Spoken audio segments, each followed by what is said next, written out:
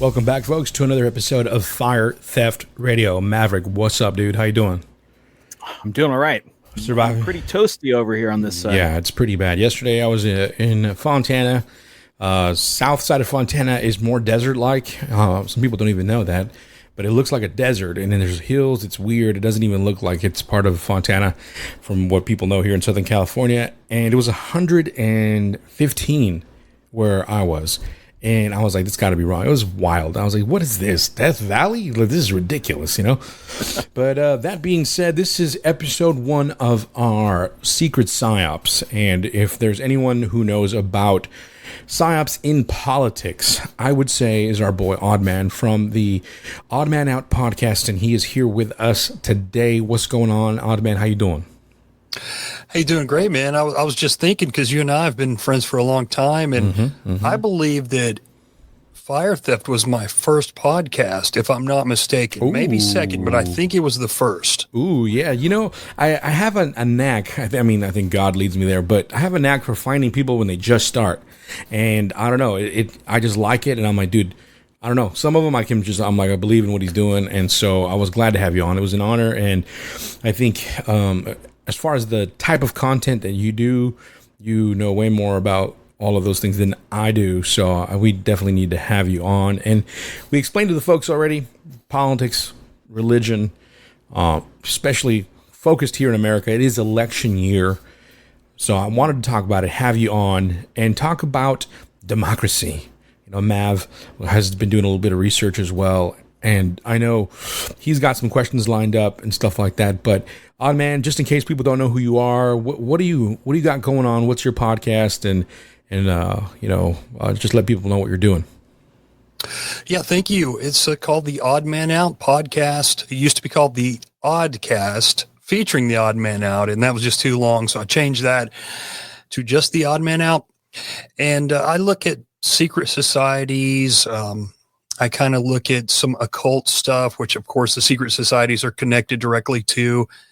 Look at a lot of geopolitics, and I look at classic conspiracies, too, a lot of things. And I try to go a little bit deeper than maybe some of the older podcasters did and older authors, because I kind of want to look at like everything that we've learned since conspiracy culture got popular and everything I've learned since I started doing this podcast. I feel like now I'm having to go back and recheck myself and recheck now. Do I still believe that? Is there evidence to prove that? And so I kind of try to go and see what's true and what's not, and put that out there for the people to kind of make up their own mind. I try not to put too much of my own opinion in, although it does come out. But especially when I do the more serious shows, I try to just give people information, a lot of book reading and stuff like that. So yeah, if you like that kind of stuff, check it out. Yeah. Mav, you got something going, or did he freeze up on us already? As soon as I turn it over to Mav. Yeah, I do have to say, after listening to your show, used book habit has been greatly impacted by the Oddcast. Thank you. So that's I spent a lot of money on some of the books that you recommend, and that's one of the things that I really loved was all of the just deep research and just laying out the information. And like you said, less opinion, more just here's all this information. You have to do something with it. And I really appreciate that kind of research, because I think that's one of the more useful forms of research that we have. So. Thank you. That's a compliment, because sometimes I feel like I'm boring the audience to death by all the reading, I'm not that entertaining a lot of times. And, some people seem to enjoy it. And so I really value my small little audience, because they seem to be loyal and thankful for those kinds of things. And I'm very thankful for them as well. Yeah. Do you spell that ODDIAN? Yes. Yeah. Perfect. Yep. Well, we'll put a link in the bio, folks. If you're interested, definitely that is the channel to go to. You'll even see or hear some connections with some of our older listeners and things like that. Or sorry, older guests that we've had on. There's some kind of like correlation. There's some connections here and there. You'll see. So if you're a fan of our show, you'll definitely like that show in the aspect of those things that he mentioned, including politics and things like that. So, Mav, where do you want to go, man? You sent me this video. and it was really good. Very, very concise. Very good. I actually should subscribe to that channel. I can get some more political information on that. But where do you want to go with this, Mav? I actually wanted to start with just the topic in general. When we say democracy, and then we also use it as part of the the first episode of the Secret Psyop series, there may be some confused people, because democracy, probably if you polled people, would be seen as a net positive. Democracy is a good thing. Mm-hmm. And I think that might be confusing. So I wanted to kind of start with a clip, actually. And then, Oddman, I'll ask you the question. Is democracy good or bad? So here, we'll see if this clip will play with my computer acting up. But here we go. Classic clip. Fear and wonder. Powerful combination. You really think that people are going to be seduced by that? I think he knows what Rome is. Rome is the mob. You conjure magic for them and they'll be distracted. You take away their freedom, and still they'll roar. The beating heart of Rome is not the marble of the Senate, it's the sand of the Colosseum. You bring them death, and they will love him for it. That's probably good enough to get us a copyright strike on YouTube, but classic quote from Gladiator discussing Rome. Rome is the mob. He'll bring them death, and they'll love him for it. Oddman, is democracy a good thing or a bad thing? Well, I think if it's if you're deciding on what to have for dinner with your family and friends, maybe it's a good thing. But I think in a country, especially the size of America, I think it's kind of scary because, the way things are set up, we have the Electoral College, and that kind of keeps the more populated states from deciding major issues, and kind of gives more of a fair balance for the entire country. But I would say democracy is kind of scary. I mean, when you look at what's going on, if social media is any indication, the masses can have their minds changed pretty quickly. Mm-hmm. And there's so much propaganda out there that it's a little bit frightening to think about mob rule, which, democracy is pretty much mob rule. And we hear it in a way constantly about saving democracy, and we're going to lose democracy and those kinds of things. But I believe, like, after studying propaganda for so long now, looking at Edward Bernays' work and Walter Lippmann and these guys that actually worked for the government many, many, many decades ago, they had perfected a way of controlling the minds of the people through the technology that they had at the time. And that's only gotten, I assume, much easier with the internet and with technology where it is now to really influence the masses. How could we ever have a true democracy when the people don't really know what's going on? They know for the most part, what the people in power want them to know, mm-hmm. if that makes any sense. So how could you really have a pure, real democracy in the first place? Yeah. And we hear all that, talk about democracy from the government, and then, they go over into other countries saying they're spreading democracy or saving democracy. And a lot of times what they're actually doing is overthrowing the government and causing pure chaos and causing people to be, frankly, injured and killed and having to flee their homes and different things like that. So they don't really believe in democracy either. It's just something, it's one of those buzzwords that I think it tugs on the heartstrings of a lot of people because they don't really go that deeply into it. Yeah, I've mentioned with Mav before, like when I saw Gladiator, when I see movies, I always try to look past the idea, right? Like, that's my thing. I say it all the time because I'm like, what is this movie actually about? And it was like 2 or 3 conversations. There were maybe a minute's worth of time total. And they bring up the subject of democracy and mob rule and things like that. And to me, it was so powerful, these statements where I'm like, dude, this is what this movie is really about. It's really just kind of telling you the truth about quote unquote democracy, because like you said earlier, it is a buzzword. It gets it gets, and especially the reason I want to get you on, it gets Christians going, man. Like, I used to go to a very political church. It was like, I mean, it was very much, they would always say, no, we're down the center, but then Charlie Kirk was doing services. I mean, you had like all the people on the right. The what's that guy's name that ran for California mayor for a little bit. He was trying to overthrow Newsom. Black dude. Larry Elder did a service. I mean, all those powerhouse names that were kind of growing in the right wing conservative movement were right there, speaking, guest speakers and stuff like that. And I'm like, this doesn't feel really down the middle for me. It feels very obvious where this is going. So, people would get riled up, and like you said, with technology, it's easy to manipulate people. And I think the best time I've ever seen that happen in my lifetime, at least, was the first or the term that Trump already had, and how they really intentionally made people hate him for all the wrong reasons. Like, it was like all the stuff they were saying on TV. When I would post about like Trump, they thought I was like pro-Trump because I was debunking the claims. But I was just trying to say, no, there's a bigger, more horrible thing that he was doing that has nothing to do with what was on TV, and what's on TV is actually a lie. But that doesn't even matter. It was not like, they're lying about him because he's bringing truth. No, they're just lying about him because they're hiding a bigger lie, in my opinion. And that's what I was seeing.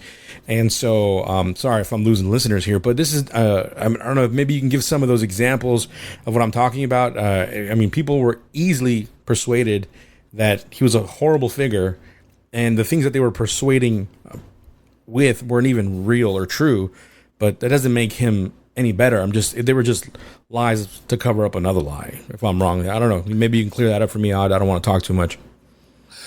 Yeah, I know what you're saying, because early on, I never went for Trump, and man, I have lost good friends over this. Jeez. I really have.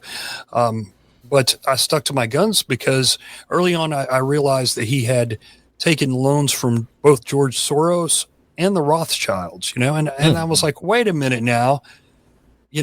I know for a fact that in conservative world, at least for 20, maybe 30 years, they've been railing against George Soros and the Clintons. Mm-hmm. And then you got this guy who they're totally trusting now, who's taken a huge loan, from him.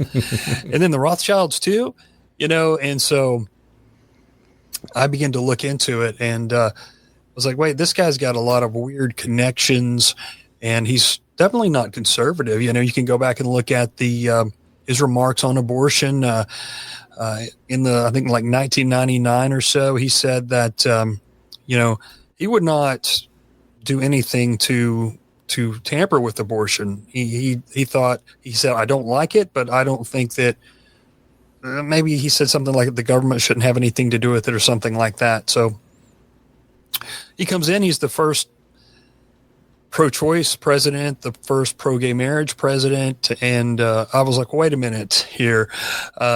People think he's the most conservative guy that's ever lived, and he's liberalizing the party, and they don't even realize it. So, yeah, I agree with you, because when I try to talk to people about, those things, or him just packing his administration with, say, Council on Foreign Relations members, they're like the premier globalist organization connected to everything that's foreign policy.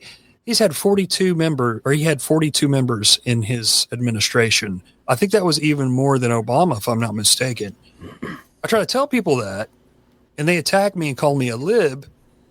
And I'm saying, wait a minute, if that was a Democrat, you would be railing against that, or at least back in the day. I don't hear too many people even point that out in the Obama or the Biden administrations, but that was a huge deal. Two Skull and Bonesmen. Steve Mnuchin was a Soros agent for a while. And he appointed him as Treasury Secretary, and Mnuchin was also a Skull and Bones member. So even people like Alex Jones, Alex Jones has completely went all in for Trump, but he was really railing against organizations like that, especially if they were also in the government. His I forget his name. His first name's Roy, but he was the guy that presented Trump with his papers when he was president. This guy was a Rhodes Scholar, and that's another thing that's huge. Everybody went on about how Bill Clinton was a Rhodes Scholar, and that's also connected to the Council on Foreign Relations. So, and then you look at, Planned Parenthood still got funded under Trump. He took the money from WHO, but then he just gave it to Gavi, which is just as much affiliated with Gates as any other organization that he deals with. So I think people are really, I think they've been controlled more by the Trump fans have been more controlled by the liberal media than anything else, because they stay on the defensive constantly. And when you try to tell them, hey, there's these other issues that you really should be looking into that are not conservative or Christian or whatever, they just can't. They don't want to hear it. So I think a lot of people right now, and it's probably been for the last couple of decades, they have the worst short-term memory ever. There are more people having conversations today about politics and connecting it with the 1930s and 40s than they are with the 80s and 90s. The short-term memory is so horrible. They can't even remember what Trump did versus what Biden did. And both sides confuse who did what. And we're talking like within the last 8 years, right? Mm-hmm. And I think there's that weird confusion, because I think you're absolutely right. If you start to we lost him. Say, there we go. There you go. You can't have an honest conversation unless you can cut through all the lies first and get to some form of truth, so you can actually start evaluating things. I think this is what Chuck was talking about. You go through and you say, that's a lie against Trump, that's a lie against Trump, because we're trying to cut away all of that so we can have a real conversation. But by the time you get to real things, someone already has you put into that camp. So you can't have an honest conversation anymore, because they fall into this two-party system, which goes back to our main topic. This is part of the psyop of democracy, is you have this illusion of choice. Pick this one or pick that one. Pick Coke, pick Pepsi, blue or red. It's back to these things that, we fight over, but why? Because it seems like everyone has the same agenda. The same people are in different, from different parties, from different sides, end up being in the same positions. You see Rudy Giuliani, Bolton was in there. I mean, people just decide that they're going to overlook all these things because they think they have to defeat a great evil. So you have to set all these things aside. You have to compromise these things so you can fight some sort of great evil. And I think this is one of the most dangerous aspects of democracy. I do as well. It's, we have this two-party system, and, people say, well, there's the Libertarian Party and the Green Party, but, they don't really mean anything as far as, they could never get anywhere anyway, because the people who kind of control the debate committees and control everything else, they're Republicans and Democrats. So those, two parties are just kind of a distraction, I guess you could say. But they have the two-party system kind of works perfectly in this dualistic fashion with the democracy that we have, because both parties really they rely on each other, because the more that for a lack of a better term, the lib media comes out after Trump, the more his people will support him, and vice versa with Biden. And so one side really is the main promoter of the other side, and they wouldn't have all that passion, anger, and animosity if it weren't for the two sides going against each other constantly. Because half the people, I believe, don't even care so much about the policies. It's just a tribal thing that we all kind of have naturally. But with so much propaganda, I think that it's just been, it's really been magnified, 20, 30 times or something like that. So it's really hard for us to communicate. Yeah, man, it runs deep. Mav, that video you sent me, they had two like ads before the video started. One of them was an AI woman talking, and it was pretty realistic. It looked like a person, and the mouth like almost matched perfectly, and it was like a woman talking. She's like, now more than ever, we need your help in getting Trump into office in this next term. And it was like a Trump thing, but it was a really good AI. You know what I mean? It almost looked like a real person, but I could kind of hear the tone of the voice was kind of a little choppy. It was not very human-like, but it's getting to that point. But, to the point we're talking about, propaganda.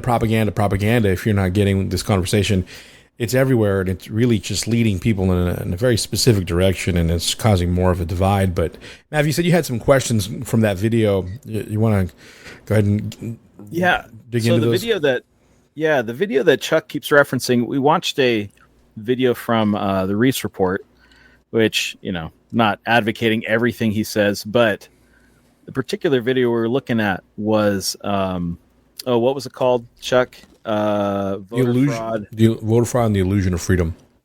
Voter fraud and the illusion of freedom. And he goes into a real quick history of democracy going all the way back to Greece, and then talks about the practices of the early United States, right? And talks about, what was it, George Washington used the common practice of booze for votes.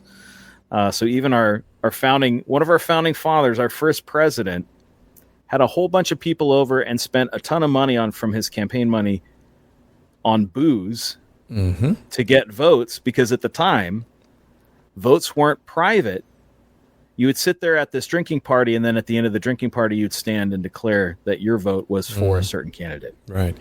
They would also, and they would also dress up individuals as other individuals so you can vote as that person. Or if you, there was even stuff that there was black Republicans, by the way, which that's a whole nother can of worms, right? If people don't want to talk about, but there was black Republicans. They were registered Republicans, and they were killed for being Republican, so they can influence the votes, for the Democratic side and things like that.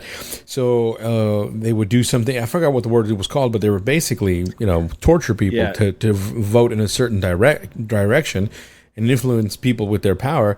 And so, I mean, we're saying today, we got voter fraud because of the electronic thing, which apparently made it easier to do voter fraud.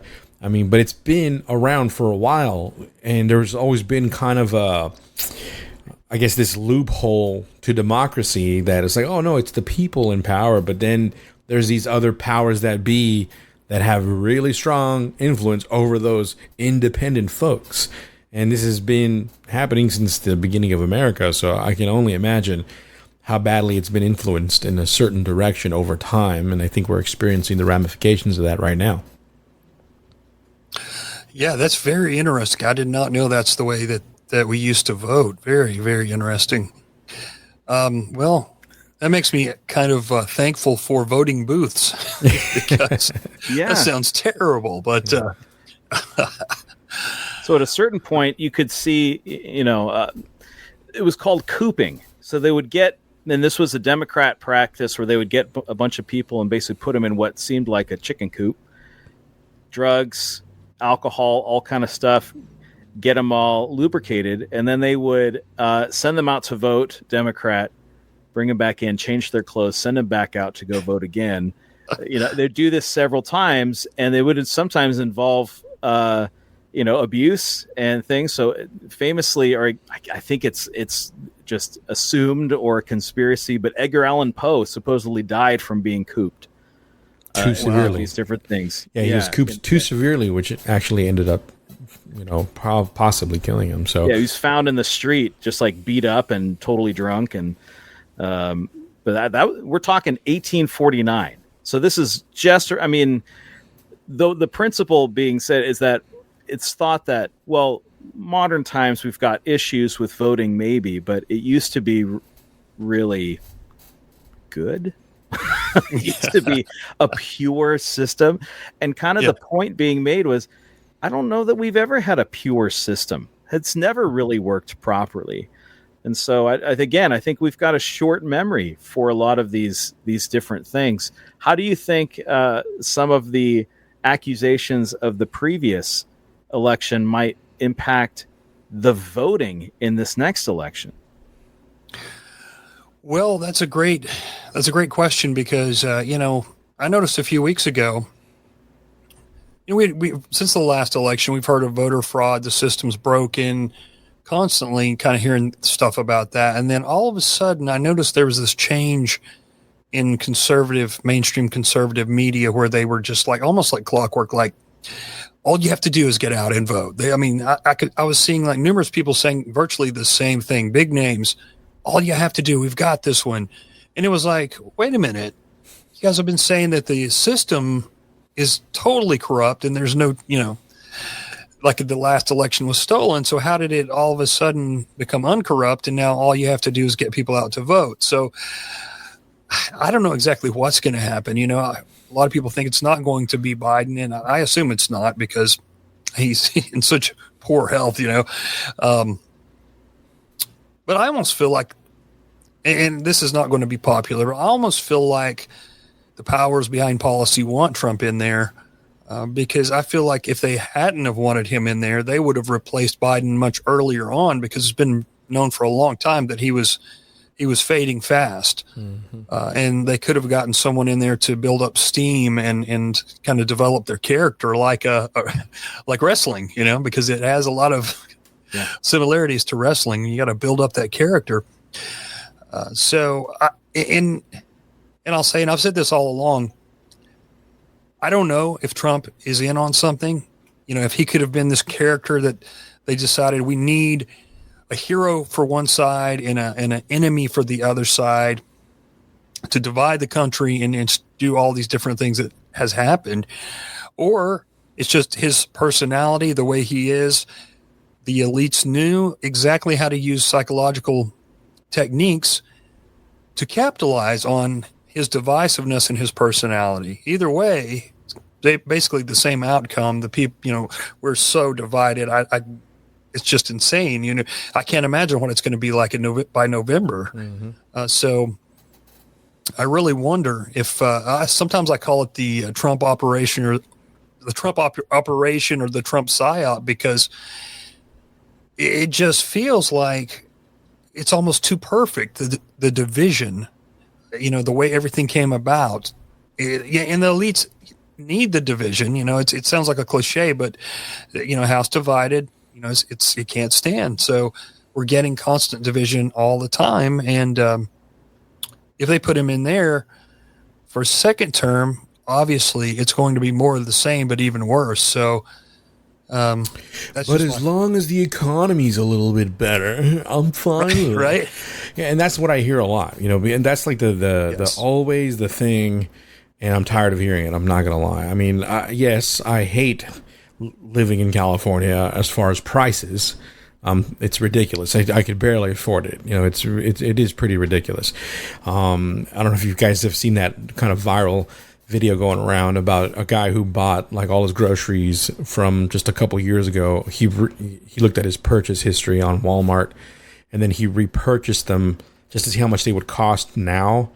And they were like, he paid $100 and some change, and when he bought them now, they were like over $400, and it's the same exact products. Wow. You know what I mean? It's 4 times the amount. It was insane. And so that's like, that's just where we are right now, right? And so when I have the conversations with other fellow believers, that is the conversation. Like, well, at least the economy, I'm like, bro, it's kind of like, let's throw out all of our biblical principles that you so dearly hold, just because you want a better economy, which is, for a Christian, that is not even what you're called to be here for.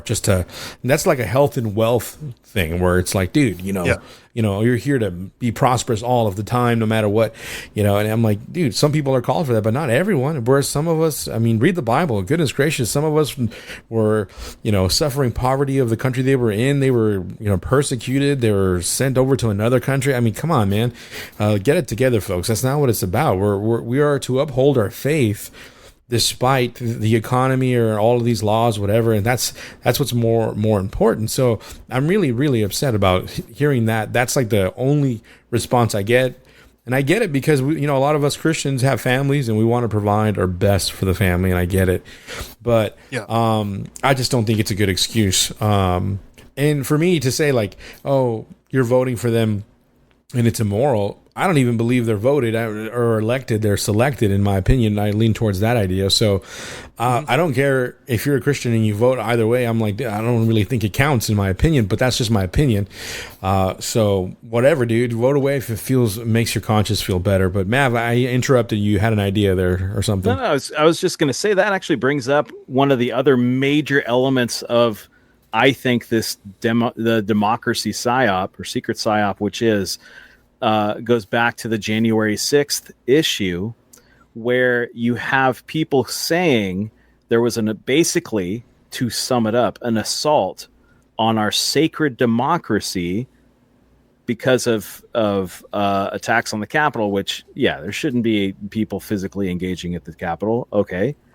But this idea, and I think this was one of the things, was they said it was unlawful for them to block the certification of the electors, which to me means that they don't understand, and the majority of people don't understand how that process works, because for them to say, we don't want these electors, we pick these other ones, has been a common practice. That kind of thing has happened. So that idea that, a president is not elected, it's selected. It's always been selected by a group of electors, and that they can pick a different group, or say, I reject all these, send us a new one, a new set. This has always been selected, but I think you can't lean on that, because it kind of blows the lid off this democracy secret psyop, that we're actually a democracy. You can't actually talk about it. Mm-hmm. Yeah, and David Knight points this out. This time around, I don't know if this is the first time this has ever happened or not, but I've never heard of it. You notice that Biden and Trump, they didn't have to participate in the primaries, in their own party primaries. They just sat them out. And so they didn't have to debate anyone else who possibly could have had much better ideas than these guys, could have been principled guys, if there is such a politician these days. But how is that democracy? How is that fair? I think the American people deserved to see more ideas, see more people, see these guys interact, and they didn't get that. And so that also leads me to believe that we have exactly what the powers behind policy want, is these two guys going against each other. And obviously Biden is not going to be able to last much longer unless they do have a double or a robot or something. There's that theory. He's already not with us. I don't buy it. I don't buy that he's not with us, and then they choose another one, somebody else who can't speak. Unless it's intentional and making him seem even more incapable, and that's why they chose that other person. But I don't think that's the case, because I'm like, dude, if they chose somebody else, why aren't they more able to speak correctly? They're just terrible, And but that being said, I mean, I didn't even notice that, but you're right. But like, there's a lot of people rising up to power again, and I just want people to be careful, because I see the Christian community again. This is for Christians. This is the psyop this is what this show's about. Like, I'm really trying to make people think a little bit better, and just, you do, at the end of the day, do what you want, man. I'm not here to tell you what to do. You're in America, all right? So do what you want, whatever, man. But Vivek, you know about Vivek, right? Vivek Ramaswamy or whatever it is. Have you heard of him? I don't know. Honestly, I don't know that much about him. I know he's comes from like the business sector, right? Yeah, but I don't know a crazy amount. But the only part that I do know is that he's out there. He's saying a lot of the things that conservative Christians want to hear. He's saying all the good stuff, all those little buzzwords and phrases, and he's even being pretty realistic about COVID and the vaccine, and so he's kind of he's gaining a lot of traction in the Christian world, at least that I've seen. At least the algorithms that are shared to me make it look that way. And in the comments, when they were gonna announcing, like they were saying there that the presidents were going to announce who's going to be their vice president or who's going to be running with them.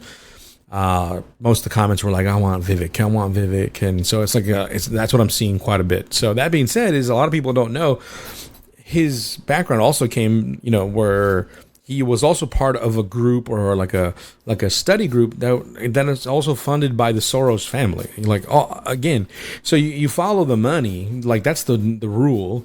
And you kind of can figure out where these people are going. So it's the same group that what's the guy with the patch in the eye? He's a Navy SEAL.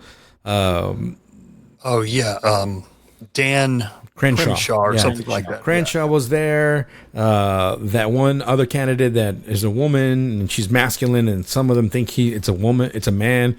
What's her name? I forgot. Not Nikki Haley. No. She's like she looks like from Hawaii, right? I'm not sure, but she looks like Latina maybe or something. Tulsi Gabbard. Yes, Tulsi Gabbard and all that. And so a lot of their backgrounds and a lot of the scholarships that they took come from the Soros Foundation, all that stuff. And so you're like, okay, yet again. So all these people that, you admire and you're a Christian and you're like, yeah, let's hold them. These people stand for what we stand for. End up passing sometimes more laws that are like anti-American, than the ones that were supposedly liberal or on the left side. And that happens all the time. I think, if I'm not mistaken, Trump did that all the time. But, Matt, I'm sorry. We're talking a lot here, but I want, like, Oddman, any thoughts here? Interject, bro. Interrupt us, dude, because we get those angry emails all the time. Like, dude, Chuck talks too much, dude. Doesn't even let his guests speak. That's what's happening right now. I feel I just open it up. I was enjoying it. Okay, sorry. So, but interject, man. I'm just your thoughts. I know you're doing a whole series on democracy and different things like that. By the way, fan of the series Those Who We Don't Speak Of, which I highly recommend. Thank you. Go ahead, whatever you want to talk about, Odd. Let's get in there. Yeah, so I think that's I'll just kind of piggyback off what you were saying there. A lot of these people that Trump has surrounded himself with are questionable at best, and you look at all the people that, half of his administration, many of the top people went against him, and people immediately were saying, don't pick that guy. Maverick mentioned John Bolton. One of the worst guys you could ever pick, just renowned to be a horrible person, warmonger, and all those kinds of things. But you just look at so many of these guys he picked, and he's supposed to be one of the smartest businessmen in the world. And then he picks these horrible people to surround himself by, and there's that old saying, you can tell a lot about a man by who he surrounds himself with. Well, if that's the case, it's not looking too good for him. And Odd man, then you see this, but he's playing 4D chess, bro. Yes, right, exactly. He's famous for firing people, not hiring people. Good point. And I always say, a lot of people bring this up, but he's went bankrupt several times. So is he even really that great of a businessman, or is he a guy who was very lucky to come from a very wealthy family and receive a lot of money that he's been able to work with? But one of the things that really, and this is speaking mainly to the Christian audience, one of the main things that concerns me with Trump, he appointed a religious advisory committee when he was president. I don't know if he's revived that yet or not, but this was some of the worst people you could possibly imagine. Paula White was the main one. And, I don't want to make anyone mad, but Paula White is the queen of prosperity gospel. Really, I believe she's a charlatan. Some of her posts, I follow a lot of these people, and some of them are just, they're not even Christian. And then some others have these new age connotations. It's those ARM folks, the Apostolic Reformation movement, man. Look, those are the people that are really huge in the Christian politics of the world, because in their belief, they have to take over, kind of like a kingdom takeover thing. You know what I mean? Where they have to be prosperous in everything that they do, whether it's TV, music, whatever. So you'll see a lot of prominent, powerful Christians in that sort of new agey Christian vibe. Absolutely. And you look at, Mike Flynn, General Flynn, a lot of people have seen the clip of him at a church speaking almost word for word what Elizabeth Clare Prophet from the Church Universal and Triumphant, I believe was the name. Is that correct, Maverick? I'd have to look it back up. It sounds right. I get those mixed up. There's the Unification Church. It's one of those cults that was quasi-Christian, but it was not Christian at all when you take a closer look. And she was a theosophist. And so Mike Flynn spoke word for word almost. There might have been a couple different words. One of her speeches at a Christian church. And then he's been doing these conventions. I forget what he calls them, but he brings in all these ministers, and it's all those same ministers. There's one, Amanda Grace, and she, oh my gosh, she's just a pure charlatan. I mean, I would invite any Christian listening, watch her videos, her clips on Instagram. It's just these people who they tell their audience they're prophets, and they make all these predictions, and they're wrong all the time, but the audience doesn't seem to matter. It doesn't seem to mind. Another guy, Robin D. Bullock. This guy dresses like Gene Simmons from Kiss without the makeup. He wears the Star of David, which we know is not really the Star of David around his neck, but he claims to be a Christian, and he makes all these prophecies. He said Trump would be. I hate the Star of David thing so bad. I don't even want to talk about it right now, dude. Like, it triggers. When I walk into churches and I see, I'm like, dude, all right, here we go. You know what I mean? But anyways, go ahead. No, and there's more. There's so many of these. Julie Green is another one that is new to me. She's been touring with Flynn, and she's huge with the Trump crowd. I've seen General Flynn on her show. I've seen not Don Jr., Eric Trump on there recently. She makes literally predictions in every show and says she's talking to God, and she's been wrong about a ton of things as well. So these are the kinds of people that are in the Trump camp, the religious people.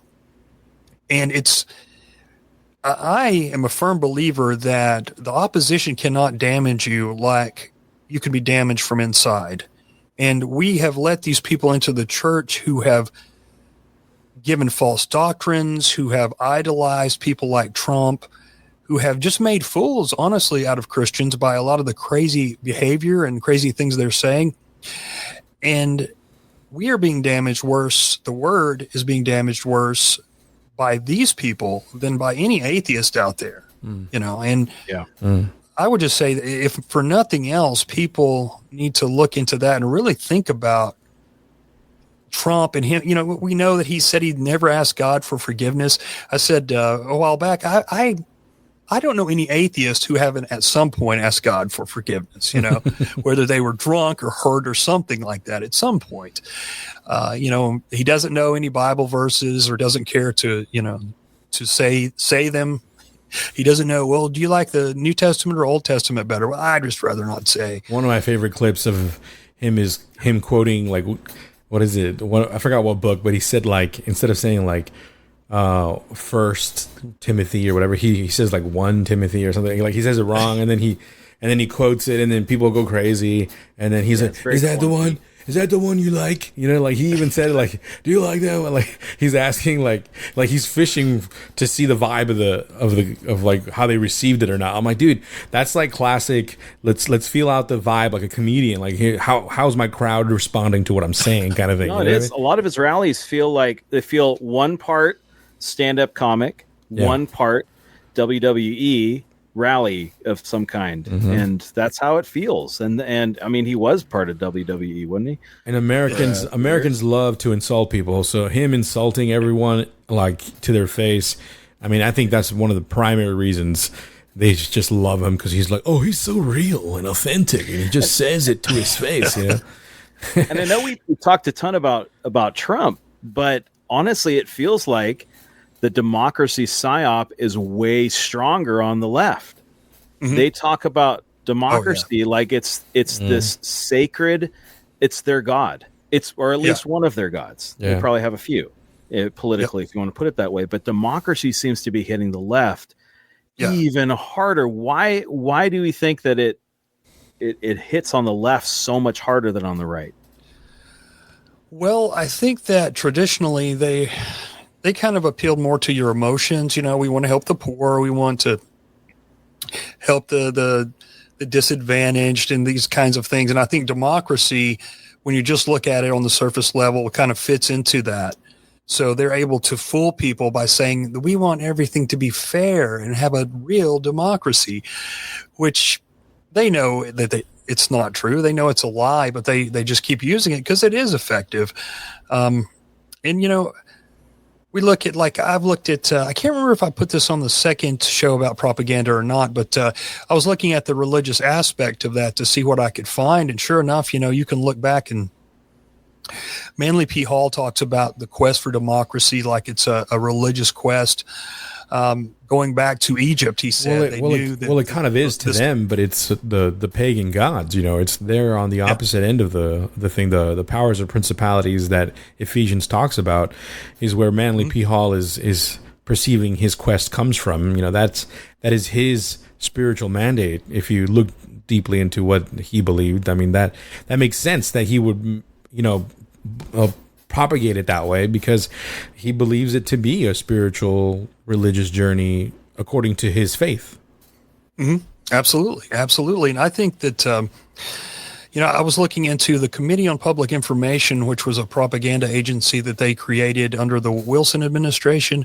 And it was basically to talk Americans into being okay with their part in World War I, because I guess up until that point, we were more of a non-interventionist society, you know, because most of the founders were like, stay out of foreign nations entanglements, because that's how you're going to destroy yourself. And they had seen that, you know, from history, from the prism of history. But I found quite a bit.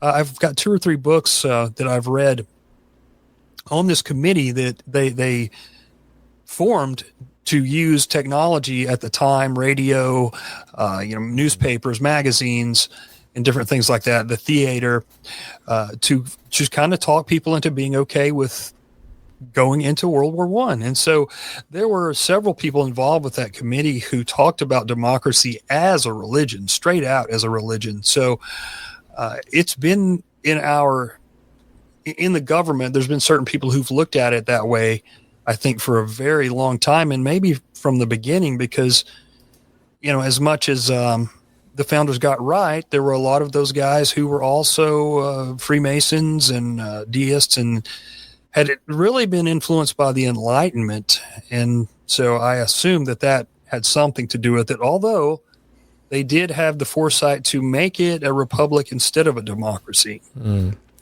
Do you think if people knew about the propaganda, I mean, I'm not even going to put my opinion here. I'm just going to ask you, you think if people knew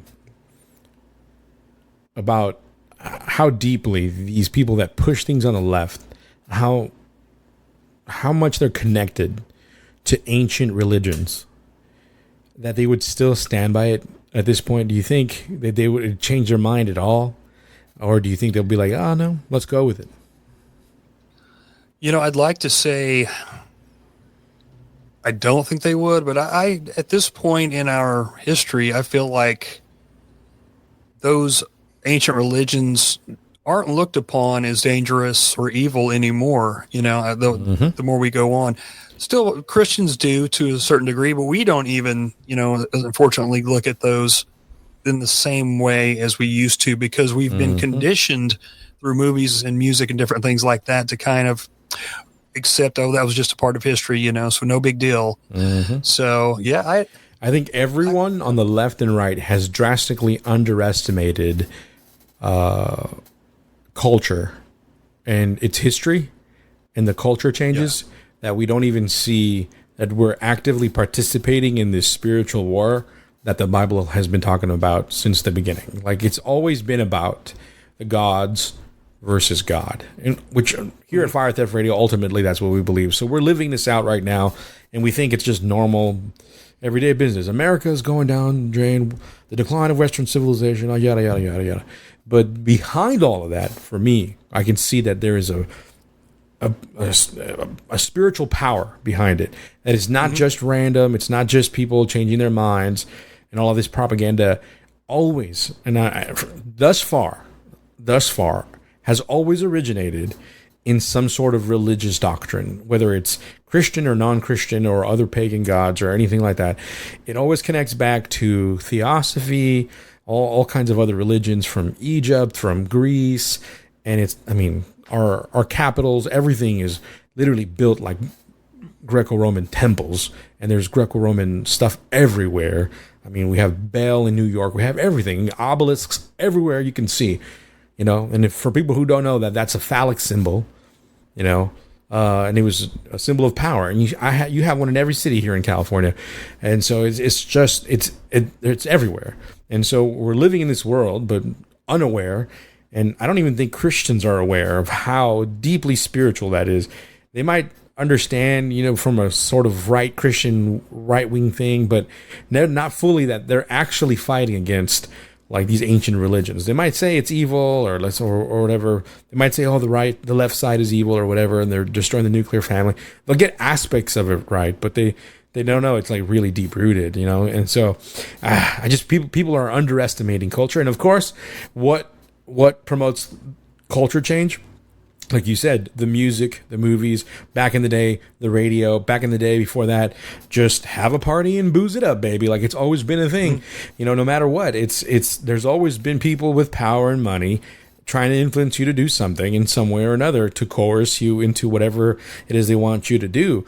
I was reminded of, when you brought that up, is when they released the War of the Worlds on the radio, and they didn't say that it was not a show. They just started announcing it like it was a part of a radio broadcast. And people, you know, the reports say that they freaked out. Some people committed suicide. Like, it was a whole thing because they thought it was real. You know, they thought it was real, and they didn't know that it was actually a show. And then at the end, towards the end, they're like, oh, by the way, this is just a show or whatever, and things like that. And you know, I heard an interesting counter conspiracy to that. Oh yeah, that a lot of those stories, someone went back to try to document the number of suicides or something else in what cities, and they couldn't find them. Mm-hmm. That it was actually the newspapers that pushed that idea. That never happened. Even better, you know what I mean? Even more like worse. You know what I'm saying? It's like, so it was to like prop up the power of journalism was the actual real psyop. So there you go. There's one of the early secret psyops. Yeah, and that's what it is. And you see all these things. I mean, even if it's like right now, like, you could say it's debunking what I was saying, but it's like not really. It's just using the other arm of propaganda, which happens all the time, which is what I feel about Trump right now. And I keep going back to that because, again, he's primary candidate.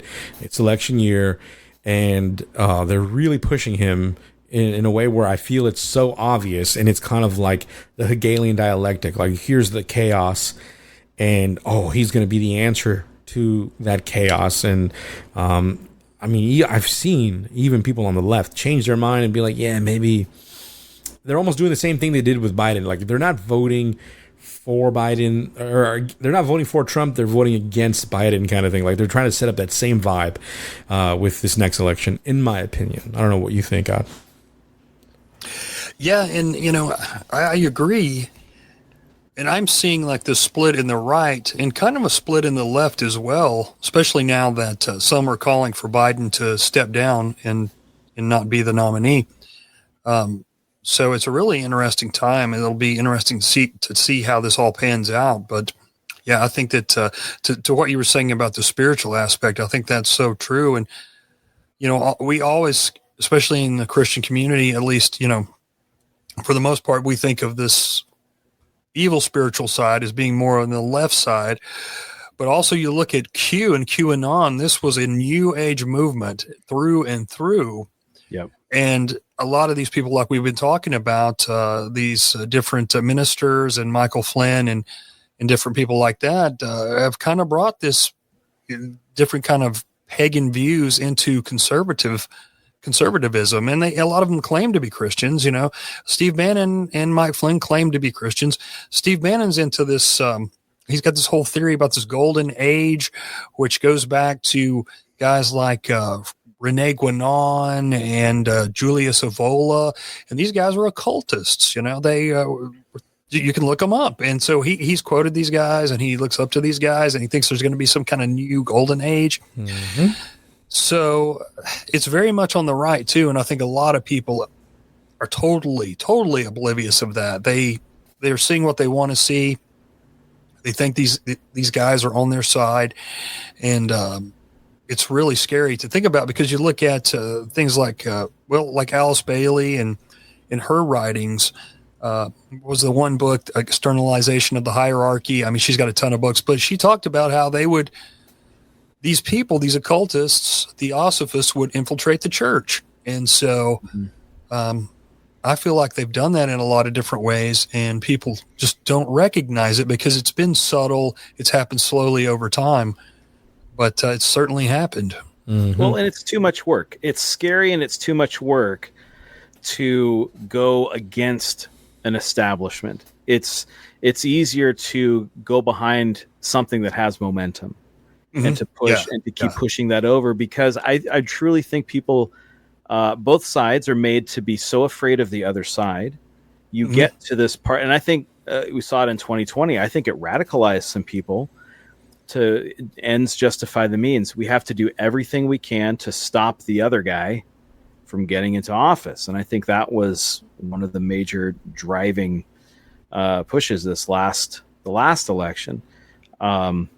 If we're making VP predictions, which at the time of this recording, Trump has not announced his VP, I think it will be General Flynn. Well, I just started seeing that. I think Kim.com, he's on Twitter. I don't know who this guy even is. Like, I thought he was a hacker or something like that, but he's big in the conservative movement now. And he said that he thinks that it should be Flynn. I believe someone else said that recently, a big name. And then I saw today that Alex Jones was saying that Jack Popisek should be VP. I think these guys, man, I mean, Jack Popisek, I mean, first of all, what's he done to deserve to be a vice president? And two, this guy is straight out of military intelligence, just like Mike Flynn, just like Steve Bannon. So what are these guys thinking? Mr. Beast. There was this weird story that came out. Mr. Beast, one of I think the biggest, if not second biggest YouTuber ever, said that if the age requirement was lowered this election, he would run for president. And there are people who say, oh, yeah, why not? Because what I think they see, like, he's successful in fill in the blank in something. Maybe he could be president. And I think Schwarzenegger really showed that. Name recognition means more than almost anything else, more than your platform, more than what you really stand for. Name recognition, because that means that you probably can beat the other guy. Yeah, absolutely. So, I think we're in a weird spot. Very weird. Yeah. I mean, I think that's the future, honestly. Online fame will really push a lot of our future candidates, whatever's left of America and things like that. But Mav, you had a clip lined up. Is it too late to do this clip, or is it? No, it's a short one. And honestly, this was the thing. And this is going to be super weird. Okay, a little setup for the clip. It was when I saw this in this movie that it made me think of wanting to do something like this. This episode. Chuck wanting to do something like this. So thank you, Barbie. Yes. The Barbie movie. Have you seen the Barbie movie, Oddman? I have not, no. Okay. So most people saw it and thought it was just, some culture war, woke-ish kind of feminist thing, which, there's... It wasn't woke-ish. It was woke. Like left woke. You know what I mean? But... sprinkle in the middle somewhere is really what it was about. I've got this thing in here. When I saw it, I was expecting people to talk about it. I didn't hear one person. Nobody brought it up. Bring it up. I brought it up to Chuck. We were looking around. I haven't heard anyone talk. And I think this is where you get a major, major secret psyop from this movie. So let me pull this up. It'll probably slow my stuff down here. Got to start it over. Go ahead. Yeah, it's like 4 seconds in. I know. I cut out the. Okay, gotcha. So we'll see. And now,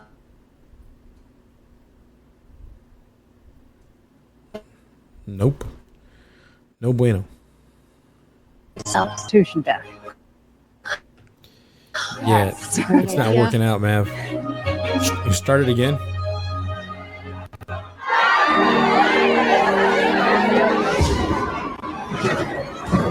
see that make it through? No. So I'll start it all the way from the beginning. Okay. Maybe.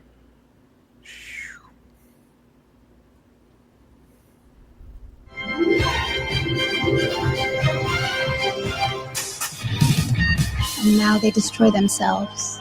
You know what I think? I think we should put our frickin' Constitution back. Yes, that's a great idea.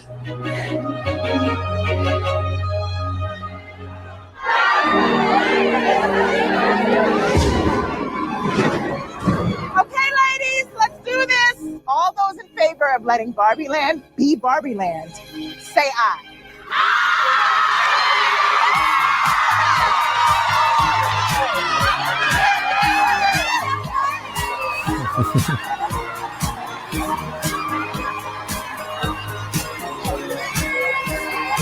I'm so happy. Okay, celebration. And the reason I wanted to pull it all the way out to the end, and I know that everyone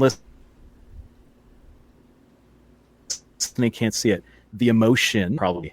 Am I back? You came back. Am I back? Okay. All right. The emotion on Barbie's face during this thing. This is like one of the more serious moments for her. But this is at the end of the movie where they're restoring Barbie Land. But you can't restore Barbie Land unless you have a vote presided over by the Supreme Court.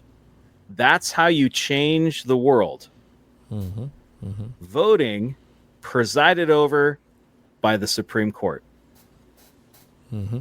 And I think this represents most people's view of government now. Look at all the things that have happened. It's been Supreme Court, and we're leading up to an election. Everything, whether a candidate could really do anything about a certain topic, what a presidential candidate thinks about that topic is of utmost importance, even if there's no possible way of them ever having any impact on that, a la abortion.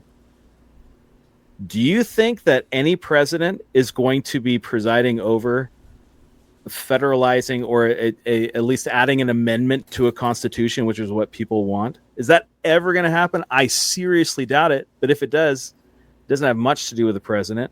It's more all the other elements. But that somehow is the most important thing. But that message from the Barbie movie that you can change your world through voting in the Supreme Court blew my mind, and I haven't heard a person talk about it. Everyone just swallowed it.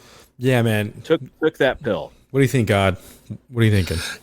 Yeah, that's, because we keep seeing more and more emphasis on the Supreme Court, it seems like, as time goes on. And I looked up, it's been a few years ago, but I looked up Thomas Jefferson's ideas about the Supreme Court, and he was no fan. And I know that Thomas Jefferson, I don't agree on how he rewrote the Bible and took out the miracles and those kinds of things, obviously. Mm-hmm. But he was a brilliant guy in certain ways. I think that most people would agree. And he said that if we let the Supreme Court go on like it was at the time, way back, he was the third president. This was before he was a president, I believe. He said they will become the rulers. They will become this, almost like a holy council that will make very important decisions that will affect the whole country. And I think he nailed it on that. So we're seeing more and more of that. People like Ruth Bader Ginsburg was held up as like almost like a goddess or something. They make posters and T-shirts of her, and I'm like, what? It's really wild. It's weird, yeah, man. It's weird how much Christians are willing to overlook when you just say that person's a Christian, or you say some things that sound Christian. They're like, ooh, or if they say, and God gave me the ability, and then you don't know what God they're talking about. They're like, right. They said God. So then that just makes him, as they say, throw the baby out with the bathwater, or, they just disregard everything else, and you're like, oh, okay, that's good. That's all I want to hear. That sounds pretty good to me. And let's just go all in. But Matt, you said something about the emotion that people couldn't see. Well, why'd you bring that up? What was it? This was the pivotal moment for Barbie. This is when she knew everything was going to be okay. You can see just the relief, but the seriousness of the moment. She's the only one who's not cheering like crazy. She's really understanding it. She's really taking it in. She's looking around, and this is the moment where she wins. This is the Rocky victorious, fist in the air. And this is her moment for that. This is when the movie actually shows that it's all going to be all right. This was the culmination. But I haven't heard anyone talk about that part of it. But it's important that she feels that, because obviously the movie's about her. So she's like, oh, yes, this is the most important thing that's happening. It was weird because it was wrapped in the idea of feminism. Like, the women can do all this together and they're going to change everything with their votes and all of that stuff. And it really was kind of pushing that in that direction because, they made it seem like Barbieland ran best when it was ran by women. And which is the only man there is the effeminate joke of a man, right? That's there. Right. He was Michael Cera's character. He's just all the other men are out on the beach, wearing tank tops, playing frisbee, whatever. And it's the women that get things done. Yeah, there's so many weird little things all in this one scene that I think are super important for pushing a cultural thought. And while I was in the movie theater, trying not to be a jerk, like laughing at serious moments, and I was just not taking it very well. The movie was terrible, but at the same time, I could see how popular it was because I was looking around, and your average woman under 30, like in their 20s, even teenagers, women were brought to tears. They were crying. They were very influenced by what they were seeing. It was a full theater. It made more money in the beginning than Oppenheimer. This was their Gladiator, their Braveheart. Yeah, it was crazy because I literally, the girl to the right of me, I thought she was just, I thought she was arguing with her boyfriend or something, but no, she was like so moved and crying, and she was like, oh my gosh, and I even heard her like, oh, this is so beautiful, it's amazing. So you can see again, this is a propaganda piece. And they're not seeing it. People went to go see it. Kids went to go see it because it's a toy. It's like, oh yeah, and that's like the only thing that's in the mind of most people. It was like a whole meme that even men were like, oh, it's Barbie. It's like a classic thing. Let's go watch it in secret. We secretly want to see it. And it was so popular. It was crazy popular. And I thought to myself, like, of course, there's a lot of occult symbolism throughout the whole movie, but that's a whole different thing. I think the more powerful spell casting that is happening is the words that are being said and when they're being said, which is honestly how politics works. And in my opinion, that is spell casting. You are creating a reality in the minds of people. You're incepting people's brains with your words. And people will believe that reality you've created, even if you didn't stand by the words that you said you were going to accomplish, which is what I felt was huge in the first Trump administration.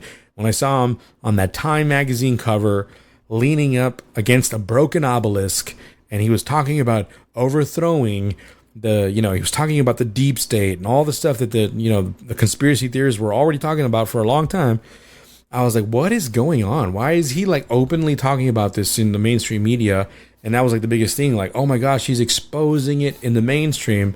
But I'm like, all right, but the same people own the media. So why would they even allow it? Like, it's like if they wanted to, they could shut it all down literally and completely like just not even make it happen. But, oh no, well, we'll go to the, Fox or other alternative media sources, and those exploded, and they were funded also by the those who we don't speak of, right? And all this stuff, and you're like, oh, okay, here we go. And so it's like, I don't know, there's a bigger picture thing, a lot of stuff going on, and maybe I'm talking in the sense that I'm assuming people know what I know, and I'm ruining the show, maybe. But I don't know, dude. There's just so much going on. I'm a little bit more passionate than normal about this because it's the year, and I'm tired of hearing the conversations at church. And I'm just kind of like, bro, dude. And sometimes, like just the other day, was a service about wisdom, and then they were like super pro Trump, and I was like, well, you just had a service about wisdom, dude. Maybe you should use some of that wisdom. I don't know. I don't know. Maybe I'm being a jerk. Oh man. So I I went to a Calvary church here in my town, and the church was like growing by leaps and bounds because everyone from your neck of the woods has moved here. Not everyone, but a lot of people. Like everybody I meet. Sorry about that. California or Nevada or New York. But the church was just growing like crazy. But this pastor was, man, he was so political and so pro those we don't speak of that it was getting uncomfortable. And he was telling us that Russia was about to invade Israel and different things like that, like really going hard. And he does a podcast on the side, and it's twice as bad. I cannot imagine what has happened since October of last year. It is twice as bad as your services, dude. But yeah, so it's like, I don't know. I don't know where I'm going with that, but like, well, we're all seeing the same thing, and that's why we're doing this show. I mean, we're all in different neck of the woods. Mav's up there in the north of California. I'm on the south, but you're deep south, Oddman. Yeah. And so, yeah, you're the other south of the south. I mean, yeah, there's so much going on, but you're doing a whole series on this, and I know we're an hour and 15 minutes in, and I definitely don't think I utilized you as well as I should have, because you have so much information. But Mav, do you have another question you want to ask? Because we're hijacking this a lot, and I feel bad. No, I was gonna say, as far as going through your series, do you want to give maybe a little preview on where you think this conversation of the democracy psyop is going to take us, especially in the next 4 months here? Well, I predict that there will certainly be a lot more propaganda. I feel like we're just seeing that right and left, literally, but it's just a constant thing now. It'll be interesting to see how the thing with Biden plays out and how the Democrats handle that if they do put somebody new in. But I think that we're just going to see more division, unfortunately. That just seems to be the way things are going. I don't see how we can avoid it at this point. And I hope that a lot of people start to wise up and realize that possibly they are being fooled and they are being a bit too emotional. I think all of us can benefit by getting away from the news cycle and getting away from social media frequently, and coming back with a kind of a clear mind. But definitely those same tactics that Edward Bernays talked about in propaganda way back in 1928 and even earlier in his another book that he did, Crystallizing Public Opinion, and his predecessor, Walter Lippmann, who was writing even before that. Those same techniques are being used on us constantly. They know exactly how to kind of manipulate us, unfortunately. And I feel like social media has been such a gift to these people because they watch what we like and what we dislike, and they know what we're thinking before we even think it or post it a lot of times, I think. And I feel like Twitter, let me tell you something quickly too. I don't want to take up too much more of your time, but I did a little experiment a few weeks ago on Twitter, X or whatever. Oh, I saw that. Yeah. I think I know where you're going. Go ahead. So I thought, because I think it was Adam Curry on No Agenda was talking about he's like, it's all about your algorithm. That's what you believe, blah, blah, blah. And he's right to a certain degree, but I thought, you know what? I'm going to start a new Twitter I'm not going to use the app. I'm going to refresh my browser, just start a throwaway account and see what it looks like. Like, does it still lean right? Like my feed now, or does it lean left? What's going on here? So I was amazed that it was hardcore left, just like the old Twitter, but even worse. And some of the same people were being pushed. There's this JoJo from Jers. There's Brooklyn Dad. And just a bunch of people, and it was hardcore, like hate Trump.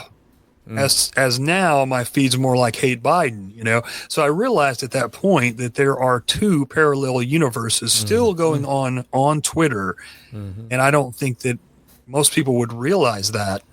And so I feel like that is such a powerful tool And I've never trusted Elon for a second. Yeah. And I feel like that, in my opinion, I feel like most likely the intelligence agencies have at least some say on Twitter and all the other platforms as well, and are watching people and kind of controlling the narratives. And so Twitter, finishing up, when I realized that there's still a huge left-wing Twitter there,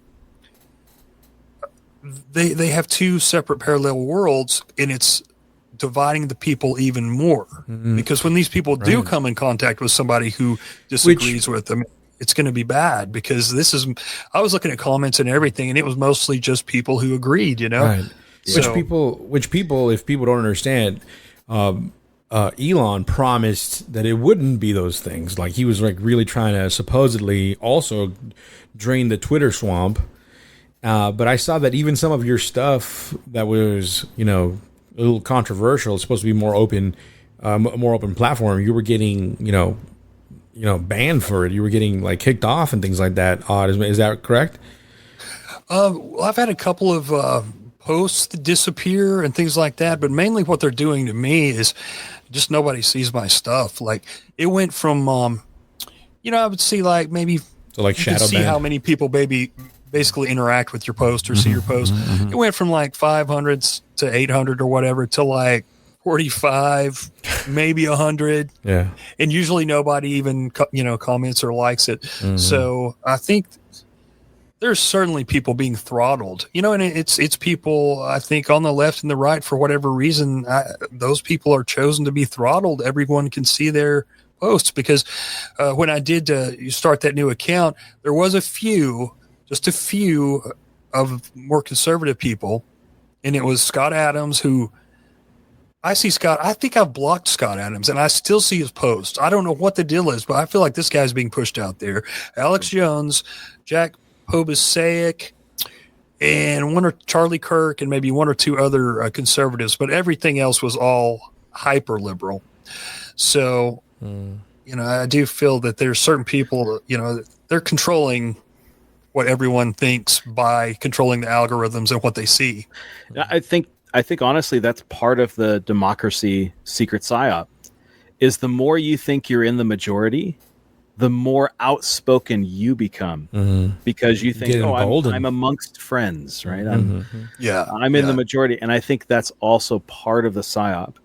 That makes sense. Yeah, no, that is exactly right. I was thinking of that earlier. Like, the dichotomy is just getting worse. It's just really pushing it, driving that wedge between both sides even more. And since that's what you see only, you're thinking, well, most of us think this way, and it's not really the thing. And that's crazy, man. That is wild. It's a wild world we live in, man.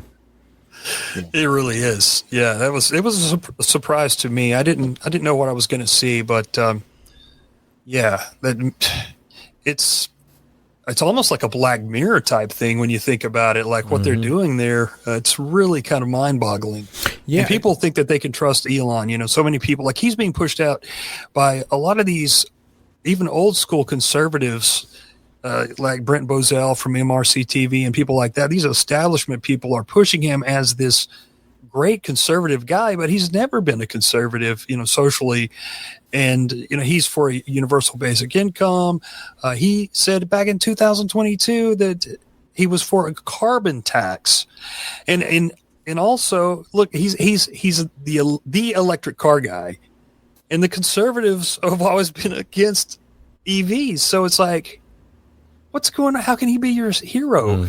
He's still banning people. I still see people that are suspended or kicked off completely pretty often. So definitely some crazy stuff going on. I think the episode we did years ago aged very well. Do you remember it? It was called The New Right. I do remember that. And honestly, we kind of touched on a lot of stuff that we thought was going to happen, that we don't really trust these right-leaning folks, and it went in that direction, honestly. So so go listen to that episode, and you'll see. I mean, it was before a lot of the stuff that we're talking about had even happened, but now we're here, and lo and behold, can't trust the guy that wore the New World Order jacket and the Baphomet outfit. Come on, dude. You know what I'm saying? goodness. Exactly. Yeah. He wants to put our brain, hook our brains up to Neuralink. Come on. I mean, Dude, even I know really close friends of mine, Christians and everything. They're like, that's a good idea. I can't wait to get that Neuralink. Because it'll help with this or that or whatever. And I'm like, dude, like, Go watch Gattaca. yeah. bro. Like The sad part is that some of these people were like ultra original definition of red pill. They were on the same page of what we used to do, believe in this conspiracy world, right? And now I don't know. They went like Neo in Matrix 4, that horrible movie.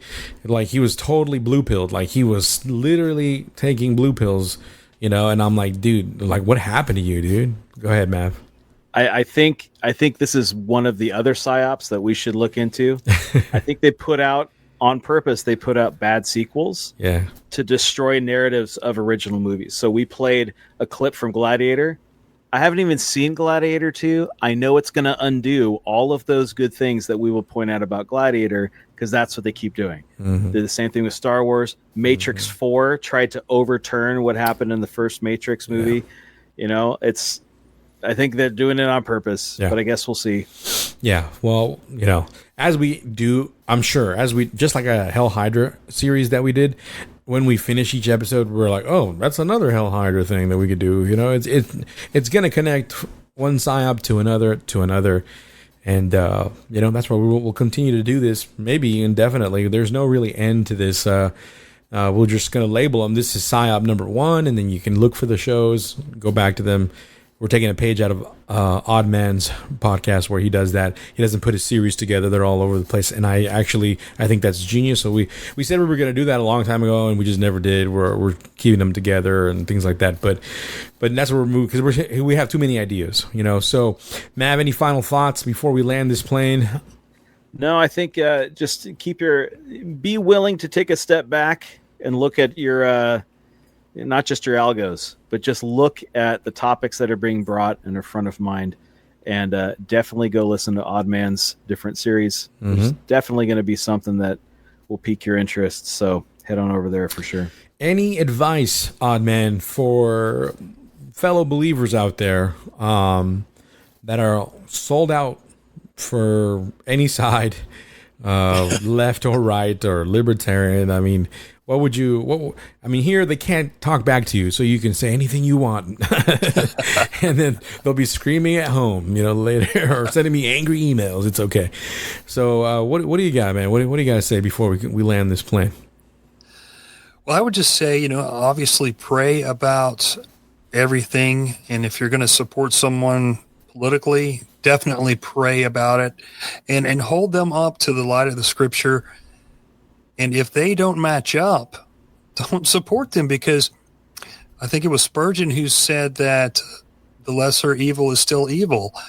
And at this point, I believe that we've kind of not held our own accountable for so long because we either didn't want our side to look bad or we didn't want the other side to get a leg up, that we've really let rot come within and really kind of grow and metastasize. And so I think people need to really think about the people they support and even the churches they go to as well, and the ministers they listen to. Is this really Christian? Is it? Just look at what Jesus said and the way he lived his life, and decide that way. I mean, he's the man. He's the one that we need to be looking at. And if these people don't act like Jesus, then we probably shouldn't be supporting them. We should make the "What Would Jesus Do" bracelets great again. Yeah, like that. That's great. You know what I mean?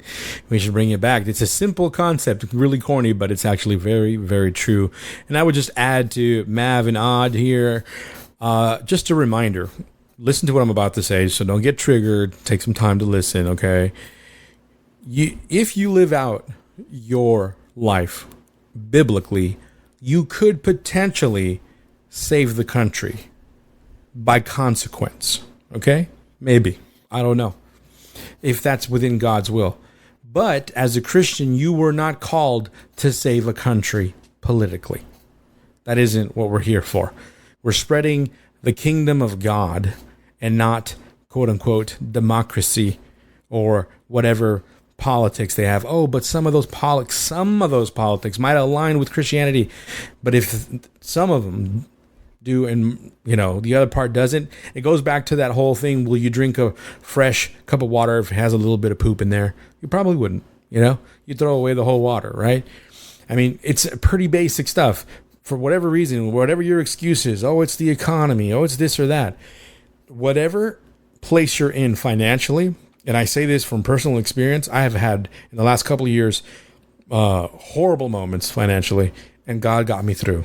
All right, and then I've had really good moments, and God bless, praise God for those moments. And you have to be grateful and joyful in all of those circumstances. But sometimes it might not go exactly your way politically, financially. Guess what? You're still here to live out the gospel, to spread the gospel. That's still our job. Okay. And again, if you live that way, it could maybe turn the country around. I don't know what the future holds. I'm not here to prophesy for America or against America.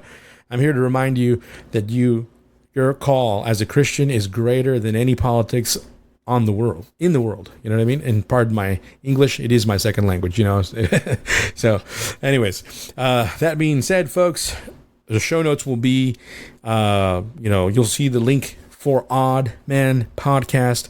And I really hope you guys enjoyed this conversation. There's more to come. And out of any series or any episodes that we are doing, I would highly recommend that in these ones you send your comments, your concerns, your disagreements. I want that feedback. I really do. Even if it's against the things that we're saying. And I will address them possibly in future episodes, maybe somewhere mid down the line, maybe 5-10 episodes in. And just tell you what we think. It's not going to be animosity. I don't care if you're against me. I'm not really, I'm past that, way past that. I've had people say horrible things to me in emails, and it doesn't matter to me. I'm like, all right, I don't even know you. I don't know what your life is like. Why would you insult me? You have no idea who I am. I don't understand that. I'm just a regular guy trying to, get some information to whoever is listening. And, I do my best. God does the rest. And that's what I've always done with this show. And it's my best is sometimes not really good, but I'm doing what I can. And I'm just like, I know God will do the rest, like the Holy Spirit will reach whoever it needs to reach. So that's all I got to say, folks. Oddman, thanks again for coming out. And I did get that right? It's the Oddman Podcast, right? Yeah, the Oddman Out. Yeah, Oddman Out. There you go. Oddman Out Podcast, and they can find it in all those platforms, right? Like iTunes and all that, Spotify, maybe. Yeah, all that stuff. I think it's on pretty much every platform. And if anybody wants to follow me on social media, it's Twitter _ the Oddman Out. The same on Instagram. So in the profile, it's got all my links in both of those. So awesome. Very well. That's all we got, folks. Don't forget to spread the fire. Later, everybody.